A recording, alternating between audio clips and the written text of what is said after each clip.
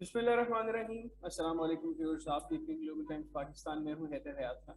नाज़रीन, कल पाकिस्तान की पार्लियामेंट ने एक जॉइंट सेशन हुआ और उसके बाद कानून साजी की गई कि अगले इंतखाबात ईवीएम के जरिए होंगे, इलेक्ट्रॉनिक वोटिंग मशीन जो है उसका इस्तेमाल होगा। अब दुनिया के कई ममालिक हैं जहाँ पर ये इलेक्ट्रॉनिक वोटिंग मशीन ईवीएम का इस्तेमाल हो रहा है। कुछ ममालिक ने इसको इस्तेमाल करके उसके बाद अब वो वापस जो दूसरा तरीका है इंतखाबात का उसकी तरफ जाने को जा चुके हैं वापस। लेकिन कुछ ममालिक हैं जहाँ पर ये अभी भी इलेक्ट्रॉनिक वोटिंग मशीन जो है वो इंतखाबात के लिए इस्तेमाल हो रही है। और हमारा हमसाया मुल्क भारत, वहाँ पर भी ये मशीन जो है इसका इस्तेमाल किया गया है। लेकिन कितना अरसा लगा इसको फुल फ्लेज पूरे मुल्क में इंतखाबात के प्रोसेस के लिए इसका इस्तेमाल करने में, आज के प्रोग्राम में इसको जानने की कोशिश करेंगे। और दूसरा ये कि क्या इलेक्ट्रॉनिक वोटिंग मशीन को हैक किया जा सकता है, क्या इससे इंतखाबात के नताइज को तस्लीम जो है तब्दील किया जा सकता है, ये भी आज के प्रोग्राम में डिस्कस करेंगे। और इसके लिए भारत से मुझे ज्वाइन किया है अशोक वानखेड़े साहब ने, सीनियर इंडियन जर्नलिस्ट हैं। वानखेड़े साहब, बहुत शुक्रिया आपका। कैसे मिजाज हैं? खैरियत से? ठीक ठाक है? बिल्कुल बिल्कुल, ऊपर वाले की दुआ है, सब ठीक है। अच्छा वानखेड़े साहब, सबसे पहले तो कल पाकिस्तान के अंदर एक कानून साजी हुई और इलेक्ट्रॉनिक वोटिंग मशीन के इस्तेमाल के हवाले से बिल पास किया पार्लियामेंट ने, जॉइंट सेशन हुआ। आप जरा बताइएगा कि भारत में कब से इलेक्ट्रॉनिक वोटिंग मशीन के ऊपर काम होना शुरू हुआ, कब से इसका इस्तेमाल शुरू हुआ और कितना अर्सा लगा मुकम्मल तौर पे तमाम इंतखाबात को इसके ऊपर शिफ्ट करते? देखिए, यदि मैं क्रोनोलॉजी के हिसाब से जाऊं तो सबसे पहले 1977 में 1977 में जो इलेक्शन कमिश्नर थे शक्दर साहब, इन्होंने इलेक्ट्रॉनिक वोटिंग मशीन का, ईवीएम का पहली बार रेफरेंस दिया और कहा कि एक ऐसा मशीन डेवलप किया जा सकता है और इस मशीन से भी वोटिंग हो सकता है जो बैलेट पेपर से होता है, जिसको बहुत समय लगता है। उसके बाद 1979 यानी 2 साल बाद एक प्रोटोटाइप बना जो electronic corporation of India limited, जो कंपनी है गवर्नमेंट ऑफ इंडिया की, ECIL, इसको एक काम दिया गया था। और 1979 यानी 2 साल बाद उन्होंने एक प्रोटोटाइप दिया। उस प्रोटोटाइप को स्टडी करने के बाद, कुछ बदलाव लाने के बाद 1980 में उसको डेमोन्स्ट्रेशन किया गया पॉलिटिकल पार्टीज के सामने कि एक ऐसा इलेक्ट्रॉनिक मशीन है जिसको, वोटिंग मशीन, जिसको हम यूज कर सकते हैं।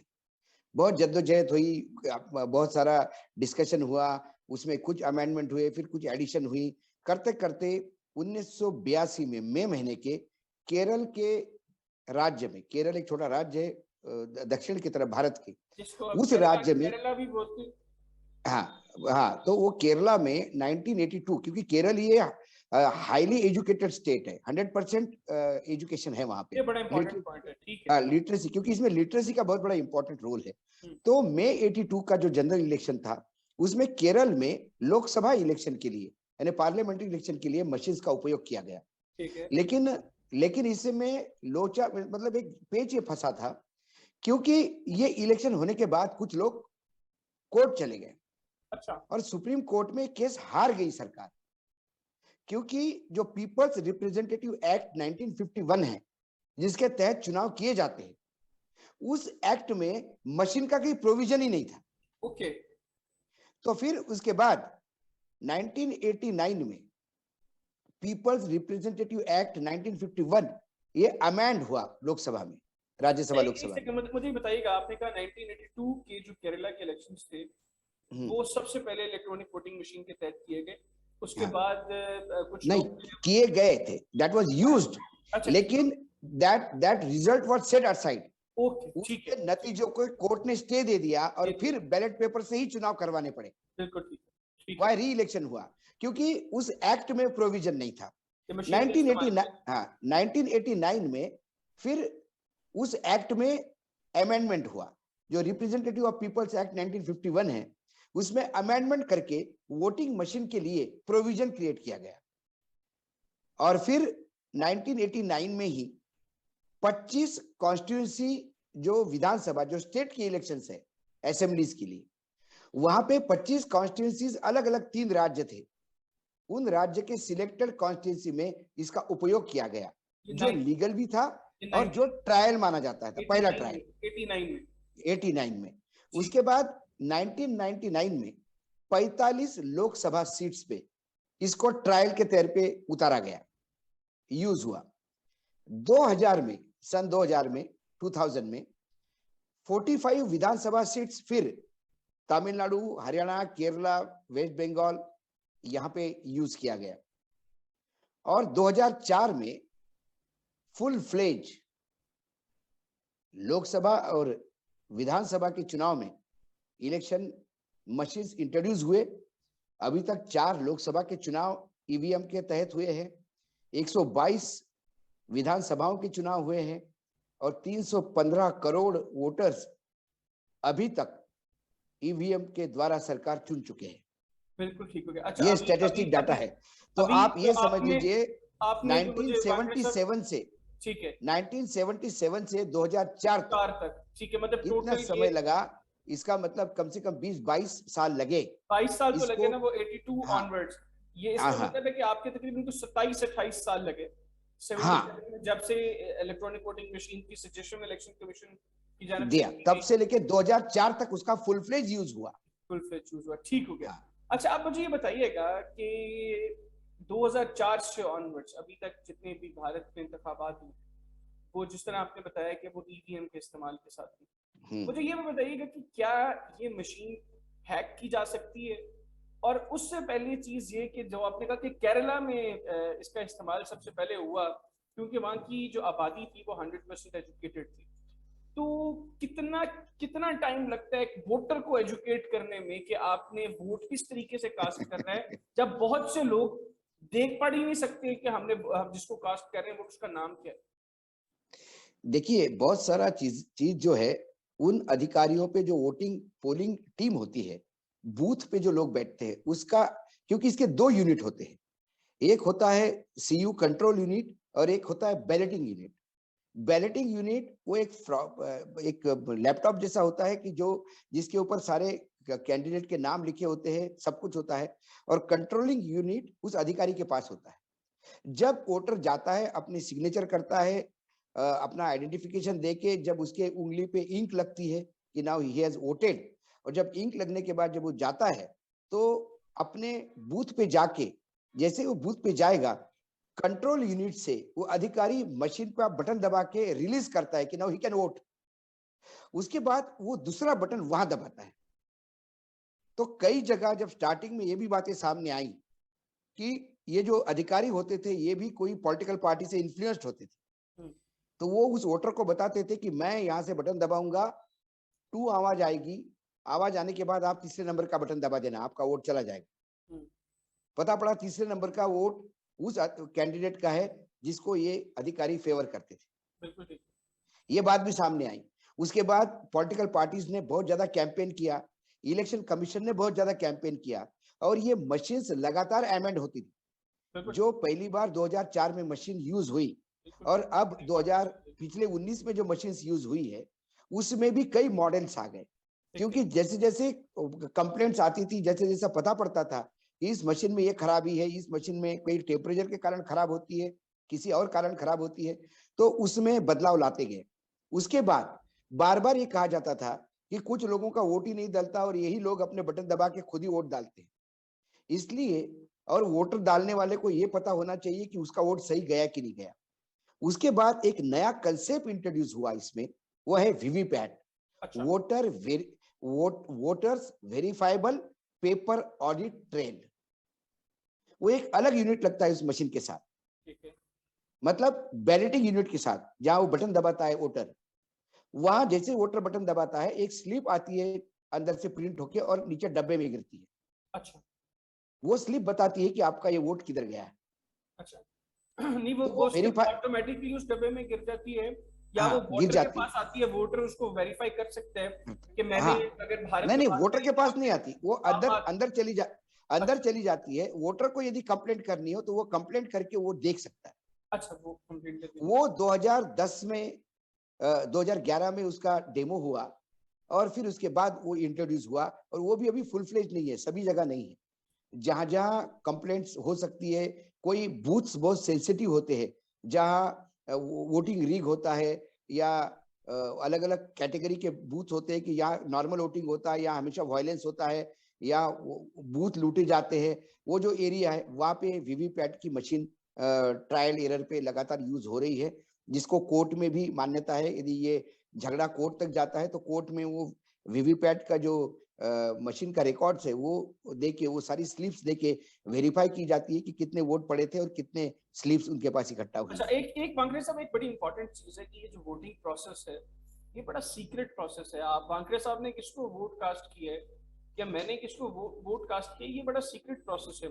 जब हम ऐसे सिग्नेचर करके जा रहा है आपका वोटर, और जो वहां पर आपने कहा कि जो भी स्टाफ का मौजूद है मेंबर, वो फिर बीप की आवाज के बाद कहते हैं कि आप अपना वोट कास्ट करना है, तो ऐसे तो उसकी सीक्रेसी का अमल जो है वो मुतासर नहीं होता? नहीं, नहीं।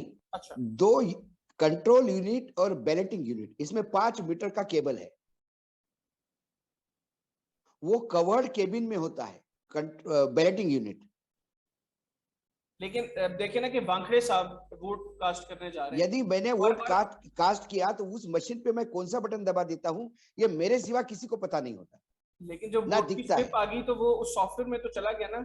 और अगर यहाँ नहीं, से मैंने, हाँ, हाँ, अगर यहाँ से मैंने मुझे पता है कि वानखेड़े साहब वोट कास्ट करने गए, और अब उसको डेफिनेटली उसमें कोई उसका कोई नंबर होगा कि कितना वोट कास्ट हो रहा है, जिस तरह या कोई एक ऐसी चीज होगी जिससे ये पता चले कि ये वोट नहीं, जो है ये, अच्छा, ऐसी नहीं। कोई चीज नहीं, मैं इस मशीन के बारे में और एक सीरियल डिटेल नंबर दे या दूं। ऐसी कोई चीज? ये मशीन सेमी ऑटोमेटिक है, ओके, ये ऑटोमेटिक मशीन नहीं है।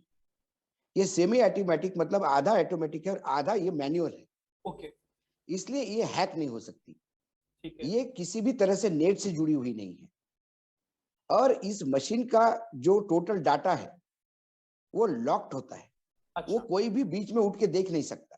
अच्छा, जब ये वोटिंग काउंटिंग होता है, जब इस वोटिंग का काउंटिंग होगा, तब इस मशीन का सील, वो जो डाटा का सील है जहां डाटा नंबर आता है, वो सारा सील्ड होता है, और वो सील तभी खोली जाती है जब सारे कैंडिडेट के रिप्रेजेंटेटिव सामने होते हैं। ठीक है, उनके सामने वो सील खोलकर फिर उससे बाहर डाटा निकलना शुरू हो जाता है। ठीक है। अच्छा, तो हमने, ये फुल फ्लेज्ड है, ये टोटली प्रोटेक्टेड है। ओके, हमने देखा कि कुछ वीडियोस हमारे पास यहाँ पर सर्कुलेट करती हैं भारत का हालिया इंतखाबात के बाद, जिसमें आपकी कुछ पॉलिटिकल पार्टीज के रिप्रेजेंटेटिव्स आपकी वो ईवीएम मशीन के ऊपर प्रेस करते थे, और जो उन्होंने काउंट दिया उसमें एक मखसूस पार्टी का, फॉर इंस्टेंस अगर बीजेपी, कांग्रेस और आप, ये 3 पार्टीज हैं, मैं मिसाल दे रहा हूँ, तो अगर उन्होंने 10 वोट्स बीजेपी को दिए, 5 वोट्स आम आदमी पार्टी को दिए और 3 वोट्स कांग्रेस को दिए, तो जो रिजल्ट निकला वो ये नहीं था। तो उन्होंने बेसिकली ये बताया कि ये इलेक्ट्रॉनिक वोटिंग मशीन ठीक काम नहीं करती, या नहीं, इसमें कोई सॉफ्टवेयर, ऐसी ऐसी कोई शिकायत नहीं, जो है वो आती नहीं, है ऐसी इंतखाबात के ऐसी बाद? ऐसी ऐसी शिकायतें आई, लोगों ने ऐसा डेमोन्स्ट्रेशन भी दिया, लेकिन उसके बाद इलेक्शन कमीशन ने सभी पॉलिटिकल पार्टीज को 15 दिन का समय दिया और कहा कि आप हमारे ऑफिस आइए, हमारे मशीन के साथ ये खिलवाड़ करके दिखाइए, ये होता है, हम मानेंगे। मैं बार बार कहता हूं कि ये this machine can be hampered but can not be used. अब मैं बताता हूं इसको हैम्परिंग कैसा किया जा सकता है। अच्छा, एक चुनाव के बाद ये मशीन क्लीन होने के लिए जाती है। जब ये क्लीन होने के लिए जाती है, वहां पे आप इस मशीन का सेटिंग कर सकते हो। सेटिंग कैसा होगा कि पहले नंबर पे बीजेपी, दूसरे नंबर पे कांग्रेस, तीसरे नंबर पे समाजवादी, चौथे नंबर पे बीएसपी, 5वें नंबर पे लेफ्ट, यही इसी नंबर में आप सेटिंग करोगे। ठीक है, और वो एक मशीन पे, सपोज मशीन नंबर 2018 नंबर की एक मशीन है, उस पे मैंने 3 नंबर पे बीजेपी को सेट कर रखा है, और ये मशीन फिर वापस इलेक्शन कमीशन में जाती है। ठीक है, इलेक्शन कमीशन में जब ये मशीन वोटिंग के लिए जाती है तो ये नंबर वाइज नहीं जाती, अच्छा, वहां लॉटरी का ड्रॉ निकाला जाता है। यदि हमारे पास 1 लाख मशीन है और उत्तर प्रदेश में 1 लाख मशीन भेजनी है, और उत्तर प्रदेश और बिहार में 2 राज्यों में चुनाव होने वाले हैं, तो वो ड्रॉ निकलता है कि कौन सी मशीन कौन से राज्य में जाएगी। ठीक, तो ये किसी को पता नहीं होता कि ये मशीन जो मैंने हैम्पर करके रखी है, सेट करके रखी है, वो किस राज्य में जाएगी। ठीक है, जिस राज्य में जाती है तो स्टेट लेवल से, ये डिस्ट्रिक्ट लेवल से भी लॉटरी सिस्टम से जाती है, ठीक, सीक्वेंस में नहीं जाती। हर मशीन का नंबर होता है, बिल्कुल ठीक। और जब वो डिस्ट्रिक्ट लेवल पे जाती है तो बूथ लेवल पे जाने के लिए भी लॉटरी सिस्टम से जाती है, वो भी सीक्वेंस में नहीं जाती। ठीक है। अब जिस बूथ पे वो जाएगी, हमारे यहाँ जो अलॉटमेंट ऑफ पॉलिटिकल सिंबल्स है वो पार्टी वाइज नहीं है कि पहला पार्टी बीजेपी, सेकंड पार्टी, वो नाम के अधिक आधार से होता है। फॉर एग्जाम्पल अशोक वानखड़े, तो मेरे नाम में ए है तो मैं नंबर 1 पे हूं। ओके। बलवंत व्यास बी, वो नंबर 2 पे रहेगा। ठीक है। तो जिस मशीन को मैंने 3 नंबर पे बीजेपी सिलेक्ट कर रखी है, मुझे कैंडिडेट भी वही खड़ा करना पड़ेगा कि जिसका नाम जो है वो 3 नंबर पे आ जाएगा। बिल्कुल ठीक है। बिल्कुल ठीक है। ये नेक्स्ट टू इम्पॉसिबल है। बिल्कुल ठीक है। ठीक हो गया। तो अभी इसीलिए ठीक है, अभी अभी जो भारत में इंतखाबात होते हैं, तो मैं सिर्फ समझने के लिए आपसे सवाल करूं, क्यों उसके नहीं, बाद ऑपोजिशन पार्टीज जो हार जाती हैं वो क्यों ये कहती हैं कि इंतखाबात फेयर नहीं थे? क्यों वो कहती हैं कि नहीं, जो नतीजे आए हम ये वो नहीं है कई जो लोगों ने वोट किया है? कई कई कई बार हमारे यहाँ स्थितियां होती है ऐसी।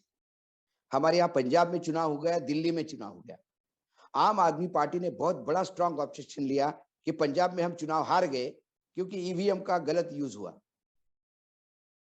लेकिन फिर आप दिल्ली में जब चुनाव जीतते हो उसी समय, तो फिर दिल्ली में आपने ईवीएम हैम्पर की क्या, ये सवाल पूछा गया। तो जहां हम जीतते हैं वहां नॉर्मल ईवीएम है, और जहां हम चुनाव हारते हैं वो ईवीएम हैम्पर की गई, ऐसा एक ठिकरा फोड़ा जाता है। लेकिन इलेक्शन कमीशन ने हमेशा चैलेंज देके कहा कि जो आप ये कह रहे हैं जो हमारे यहाँ आके देखिए, मैंने वही कहा आपको, मशीन कैन बी हैम्पर्ड क्योंकि सेमी ऑटोमेटिक मशीन है, उसका सर्किट आप बदल सकते हो, लेकिन बदला हुआ सर्किट की मशीन किस कॉन्स्टिट्यूंसी में किस बूथ पे जाएगी आप किसी को पता नहीं होता, और वहां आपका कैंडिडेट पहले नंबर पे होगा, तीसरे नंबर पे होगा या 8वें नंबर पे होगा, ये भी आपको पता नहीं होता। ठीक हो गया। अच्छा, अब एक तो बड़ी इस वजह इंपॉर्टेंट से चीज है ये, चूंकि बहरहाल हाँ, मशीन है और मशीन किसी भी वक्त धोखा दे सकती है, काम करना छोड़ बिल्कुल सकती है, ये तो कितनी परसेंटेज आप बताएंगे, आपने जो ऑब्जर्व किया 2004 से ऑनवर्ड जितने भी इंतखाबात भारत में हुए, कितने ऐसे इंसिडेंट्स देखने को मिले कि जहां पर मशीन की खराबी की वजह से बहुत इलेक्शन प्रोसेस बहुत डिले हो गया? जब शुरुआत में 2004 में जब ये यूज होना शुरू हुई, भयानक कंप्लेंट्स थी। फिर धीरे धीरे वो R&D होता गया कि ये मशीन क्यों, कुछ जगह पे इतना जबरदस्त टेम्परेचर है, एटमॉस्फेरिक टेम्परेचर इतना है, इतनी बड़ी कड़ी धूप है, उस धूप में वो मशीन काम नहीं करती, वो काम करना बंद कर देती है। हालांकि स्टैंड बाय मशीन हमेशा साथ में रहती है, यदि वो मशीन काम नहीं करती तो दूसरी स्टैंड बाय मशीन दी जाती है। लेकिन ओवरऑल धीरे धीरे 2019 के चुनाव तक ये कंप्लेंट्स बहुत कम हुई, क्योंकि फिर मशीन में जा जिस जिस जगह पे जो प्रैक्टिकल प्रॉब्लम्स आती गई वो प्रॉब्लम्स को एलिमिनेट करते गए और नए नए मशीन्स के मॉडल मार्केट में आए। लेकिन उसमें भी एक पेच है, पेच ये है कि यदि कुछ मशीन्स यदि किसी ने सेम मशीन्स कहीं और मैन्युफैक्चर की, अच्छा, और उसी नंबर की मशीन आपने, वो तो मशीन आपके पास है, आप जब चाहे तो आप डिजाइन कर सकते हो, ठीक है। और यदि फिर आपने वो मशीनें रिप्लेस की तो नतीजे अलग आ सकते हैं। 2019 के चुनाव में ये आरोप लगे हैं वर्तमान सरकार पे कि आपने मशीनें बदली है। ठीक है। लेकिन उसके बाद जितने चुनाव हुए उसमें जो विपक्ष है, जो अपोजिशन पार्टीज है, उन्होंने इस बात की गारंटी ली कि जब मशीनें जाती है बूथ से स्ट्रांग रूम में, वहां तक उनके वर्कर उस मशीनों के गाड़ियों के साथ रहे ताकि कहीं बदलाव नहीं हो। स्ट्रांग रूम में मशीनें जब अंदर जाने के बाद स्ट्रांग रूम सील होता है तो ये तमाम पॉलिटिकल पार्टीज के लोग वहीं सोते थे और वो देखते थे कि स्ट्रांग रूम में कोई घुसे नहीं। और जब जब कॉल चुनाव का जब गिनती शुरू हो जाती है, वोट का जब सारा सिस्टम शुरू हो जाता, तब वो लोग वापस आते थे जहाँ काउंटिंग शुरू होनी है, उस काउंटिंग बूथ पर वो मशीन इंटैक्ट जाए बिना चेंज किए, इसका ख्याल रखा जाता था। इस वजह से वो एक आध बार शायद हो सकता है हो गया हो, लेकिन अब आगे होगा इसकी इसकी मुझे नहीं के बराबर लगता है, मुझे नहीं लगता कि कोई ऐसा कर पाएगा। ठीक हो गया। अब आखिर में वाकई साहब, अब आपने पिछला जो तरीकाकार है इंतखाबात का, जिसमें वोटर जाकर एक पर्ची लेकर उसको पोलिंग बॉक्स में जाके वो बैलेट बॉक्स में डाल के वो कास्ट करता है अपना वोट, वो भी तरीकाकार और ये ईवीएम का, आप एक जर्नलिस्ट के तौर पे दोनों तरीकों को सामने रखते हुए आप क्या देखते हैं कि कौन सा तरीकाकार वो ज्यादा बेहतर है, जिसमें लोगों की असल जो राय है या लोगों ने जिसको इलेक्ट किया है सही तरीकाकार ये है जिसके तहत वो इलेक्ट हो गया, देखिए ताकि इसमें ये धांधली के इम्कानात बहुत कम हो जाए। देखिए मुझे लगता है धांधली का तो बूथ कैप्चरिंग यदि करना हो तो पहले बैलेट पेपर पे स्टैंप लगवा के फोल्ड करके पेपर डालने का मतलब 1 मिनट में आप ज्यादा ज्यादा 4 पेपर फोल्ड करके डाल सकते हो। ईवीएम मशीन में आपने एक कंट्रोल यूनिट और बैलेट यूनिट आपके पास है, it takes only few seconds, इधर दबाए इधर दबाए इधर दबाए इधर दबाए, इट विल मतलब आप 60 में से 1 सेकंड 1 मिनट में 60 वोट कास्ट कर सकते हो यदि बूथ कैप्चरिंग हुआ तो। वो एक उसके लिए डिसएडवांटेज है। दूसरी, इसमें एजुकेशन होना बहुत जरूरी है। आप मशीन का कई बार आवाज आता है, कोई बोलता मैंने आवाज ही नहीं आया, मैंने दबाया मशीन, या कोई आदमी बिना आवाज आए बटन दबा के चला जाता है, उसका वोट ही कास्ट नहीं होता। उसके बाद वो अधिकारी जाके अपने हिसाब से वोट कास्ट कर सकता है। इसमें ट्रांसपेरेंसी चाहिए, इसमें ऑनेस्टी चाहिए, इसमें एजुकेशन लेवल बहुत हाई चाहिए। जितना एजुकेशन लेवल अच्छा होगा उतने लोग नए गैजेट्स के साथ, इट्स गैजेट, एक गैजेट है, नया मॉडल मोबाइल का मॉडल भी आता है तो हम लोगों को उसको हैंडल करने में it takes month, at least a month to get use to the new mobile unit.